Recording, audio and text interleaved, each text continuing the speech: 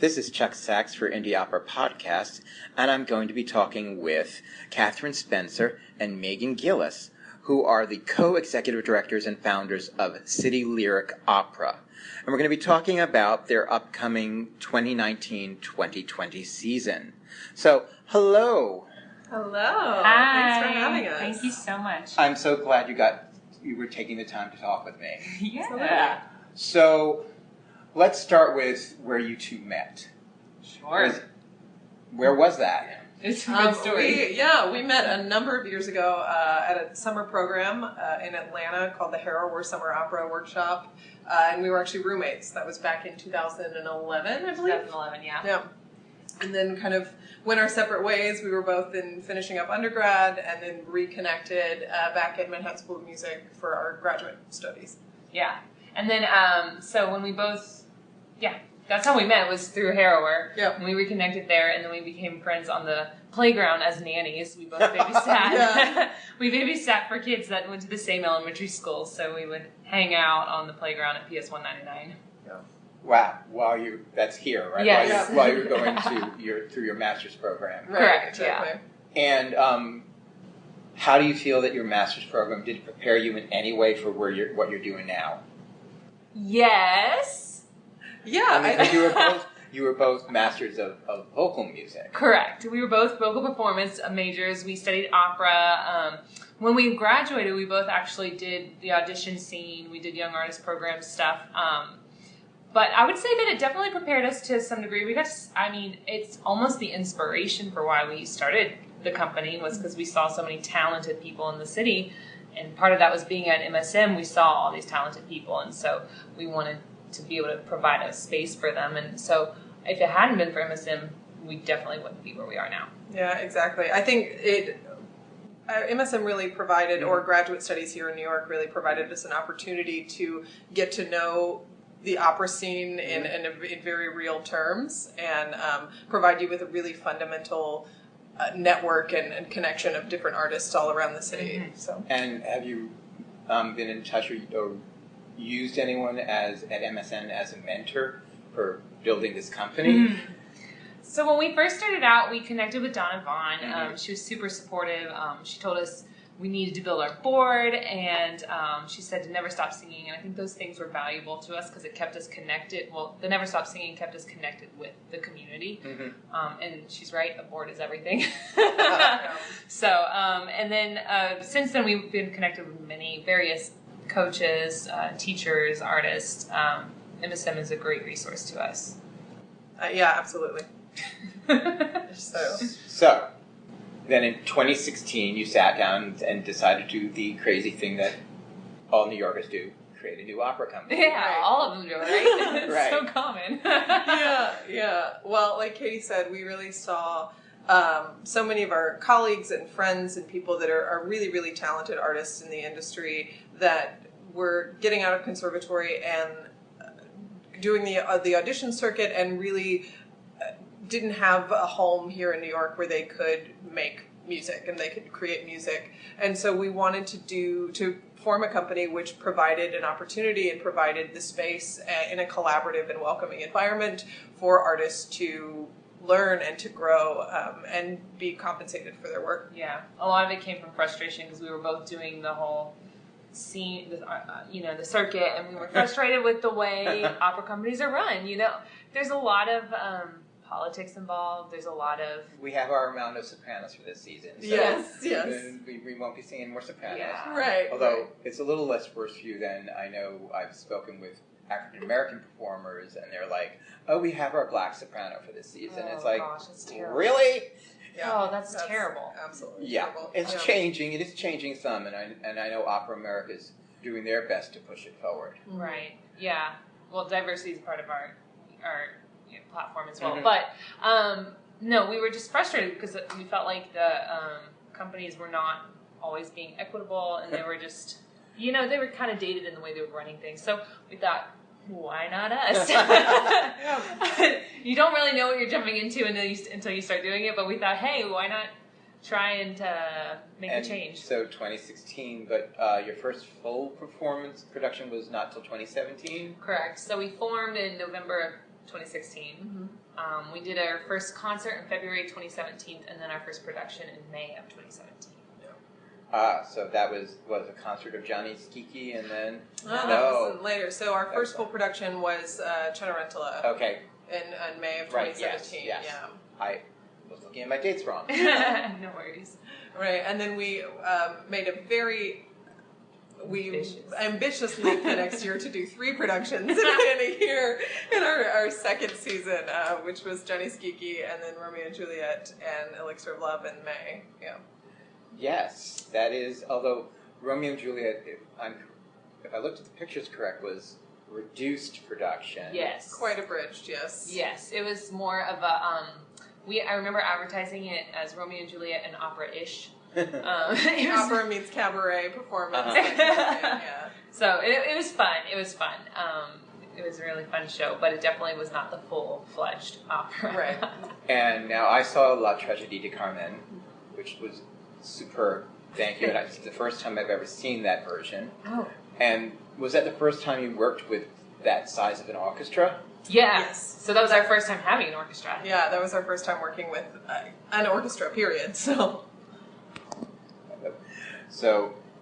that must have been fun. It was. Were they union? How did you work through that? Or they?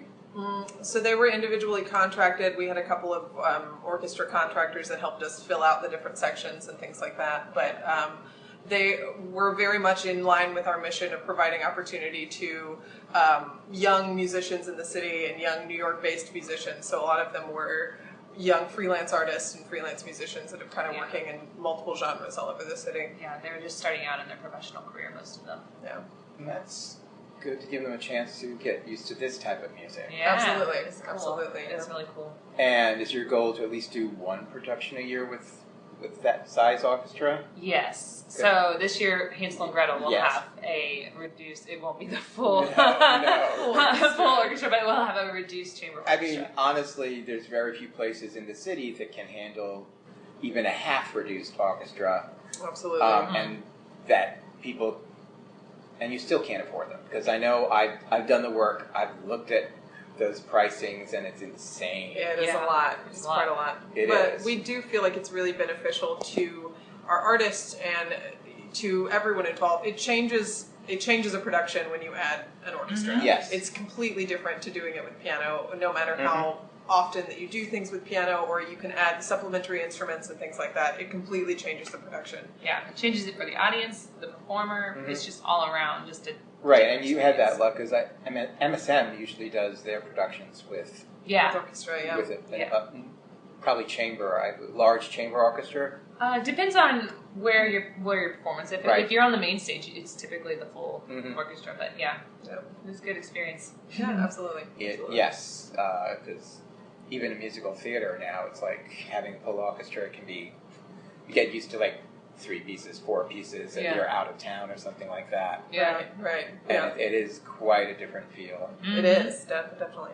So, before Hansel and Gretel, though, you're going to do the medium. Yes, we're excited for that. Yeah. So that's good because that's a smaller cast. Yes, it is. It is. I think we learned our lesson from the 3, and then last year we just did the 1 big, and so now we're like, okay, we're going to do a small production and then a large production. We can handle that. So, but the medium's going to be great. Yeah, we're very, very excited about this show and kind of delving into English repertoire, which is not something that we've done yet.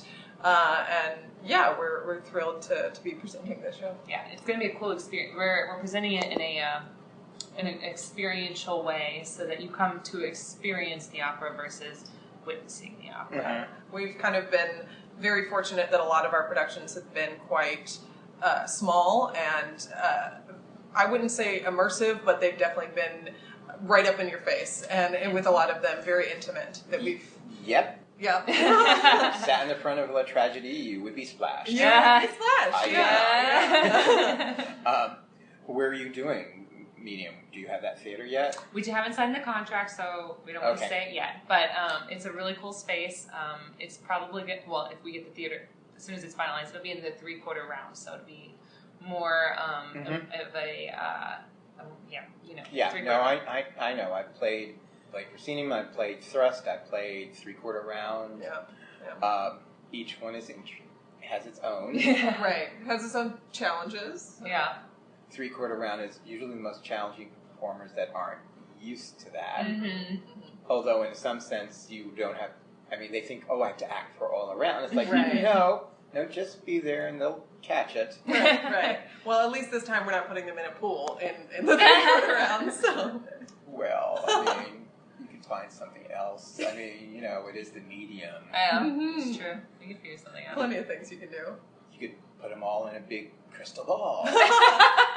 It's all jello inside and they're floating around. I love it. You just took it a step further. Yeah. Like a lava lamp. Yes. So besides Medium and Hansel and Gretel, which will be your bigger show, right? But you also do salons throughout the year. Yeah. So I looked. It's really kind of, you have for the coming season 7. Yeah. Performances. That's accurate. Performance or events in a sense. That's right, accurate. Right. Yeah. With the two productions being the largest of them. Yeah. So talk about the salons to me.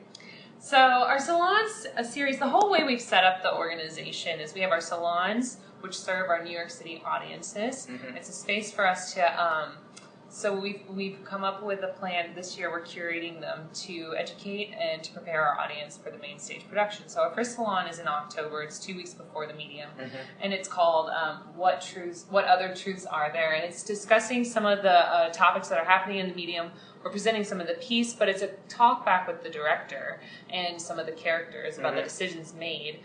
Because we want our audiences to be informed, if they want to be. If you don't want to come in not knowing, that's totally welcome too. Right. But if you want to come and learn a step further about what we're doing and why we're doing it, because everything we choose has a purpose behind it. So the Salon series is really there to create an atmosphere for audiences to come and learn and more intimately about the work we're doing and why. Yeah. I think this was also derived from tragedy and how the entire production process for us was so unique and was so important, and not everyone got to see the backside of it like we did. And so we were all so emotionally attached to it, and we didn't really get to share that with the world like we would like to. So in curating these salons and having more of a talk back with production team and directors and music directors, we're kind of allowing for a little backstage view of the main stage performances. Right. Usually, as we know, talkbacks usually come after they've seen a performance. Right.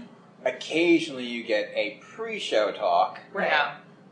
Yeah. But giving them a chance to mull over it and giving them some questions to think about before getting in, and not. It'll be. I'm really excited to see how it plays out. I think going to help develop your audience. Yeah, absolutely. That's the goal. We want to grow, diversify audiences. So I feel like this is a way that we can do that. And then we also have a couple. So we have 5 salons this year, right? So 2 of them are focusing on our 2 main stage shows, and then 2 of them are. More just come and enjoy some opera on an intimate level. So it's a casual way for people to come and experience opera. And then one of them, we haven't announced it yet, but it's is probably going to be a panel on women in opera. Okay. So, but we'll see. Yeah. That's always good to keep talking about. And you, are you part of the Women's Opera Network? So, no. No. I've actually been talking with Vincent from Opera America. He's been telling me that I need to join. So that's part of the plan, is to join the Women's Opera Network. I'm in their Facebook group, and I follow along and participate in that, but formally have not joined yet. I mean, we learned a lot from Laura Lee when she came and spoke to New York Opera Alliance about that. That should be online somewhere. Yeah. It is, yeah. They've been doing a lot of good research about women in positions of power in opera and all the statistics and everything like that. And it is changing. I mean, as I read my opera news and I read my Opera America magazine, it's like seeing who is going into the new positions. It's like, yes. Yeah. Well, it's because there's been a deficit. I mean, there was a study that was done in, I think it was 2016, and only 1% of executive leadership in level 1 opera houses in the nation were female. That's crazy. And if you looked at then, it was level 4 and level 5, you'd find it primarily being women because they are building their own companies from the bottom up. Yeah, right, yeah. exactly. So you see the deficit in more funds. I mean, right. There's just like so much to it that you go, okay, women need to come and step forward and make it known that like they have a voice in this and they need to be more than just the ingenue on the stage, but actually making some of the decisions behind the scenes. So now you have one more program, but it's not for the audience, for an audience. Right, That's correct. Which is the Workshopera. Yes, that's Yes. it. So Workshopera is a program that we developed out of, again, this need for, and what we saw was a space for performers, for artists to be able to collaborate and to play in a very relaxed setting. It's a closed environment. We don't have an audience or anything like that for these productions or for these workshops, but it's a time for artists to work with coaches and conductors and directors in a closed setting to put a larger piece up on its feet and to be able to work and play together in that environment. Mm-hmm. And what we really wanted to do, because a lot of these students and a lot of these young artists are going straight into young artist programs and don't have the time or the flexibility to do that, to put up works with strangers or their colleagues and create informed decisions about their characters and about how they want to showcase that particular character rather than how someone has told them how to showcase that particular character. Yeah, so often young artists are put into a young artist program, which is, the goal, but then when you're there, it's like show after show after show, and it's all product-based, that you don't have enough time to build a foundation about who you are as an artist and what character choices you want to make, rather than just taking whatever the director says and saying, okay, this must be my decision. So we want to just make the space for them to do that. And you take those decisions with you, and yes, you're always going to have directors asking you to make other choices, and that's totally fine. But it's a space for you to create, for artists to create their own understanding of the character. And we feel like it's really important to invest in our community of artists here in the city. So we have our Workshopera that focuses on them. We have our salons that focus on the audience, and then they come together at the main stage. So yeah. So in the Workshopera, do you ever workshop a section from one of the operas you're going to be doing, or? We haven't. I will say that we did end up doing the Carmen Quintet, which is not featured in Tragedy. It's not in Tragedy. We did do that last year. It's actually how we landed our cover for the Carmen.